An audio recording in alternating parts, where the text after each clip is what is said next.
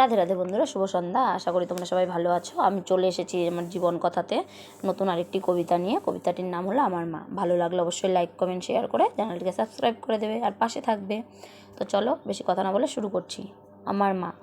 জনমদাত্রী ও পালন কর্ত্রী আমার মা কিন্তু একজন, তবুও সেই মাকে ছাড়া থাকতে হয় কিন্তু এখন।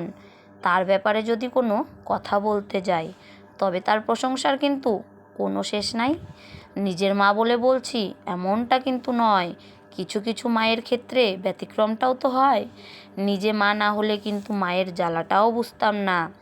অন্য কারো মতন হলে হয়তো মায়ের আঁচলটাও খুঁজতাম না। যতই থাক বাইরের খাবার, বড় রেস্টুরেন্ট ও দোকান, মায়ের হাতের রান্নার স্বাদই আলাদা, আছে অন্যরকম একটা ঘ্রাণ। তাই তো বলছি, যদি বেশি করে মায়ের হাতের রান্না খেতে চাও তাহলে মায়ের হাতে হাতে কাজ করে অধিক সময় মায়ের সঙ্গে কাটাও। তাহলে তোমরা বুঝবে তোমার মা কত ভালোবাসে তোমায়। যেই কবিতাটা পড়বে তারা মনে হয় ভুলতে পারবে না আমায়। যদি ভালো লেগে থাকে তাহলে অবশ্যই লাইক কমেন্ট শেয়ার করে দেবে, চ্যানেলটিকে সাবস্ক্রাইব করে দেবে।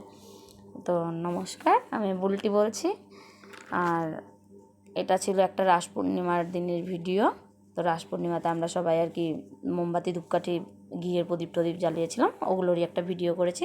এটাও যদি ভালো লেগে থাকে তাহলে অবশ্যই লাইক কমেন্ট শেয়ার করে চ্যানেলটিকে সাবস্ক্রাইব করে চ্যানেলটির পাশে থাকবে আর অনেক অনেক ভালোবাসা দিবে। আর আমার থেকেও তোমাদের অনেক অনেক ভালোবাসা। রাধে রাধে, দেখা হবে পরের কবিতা নিয়ে। টাটা।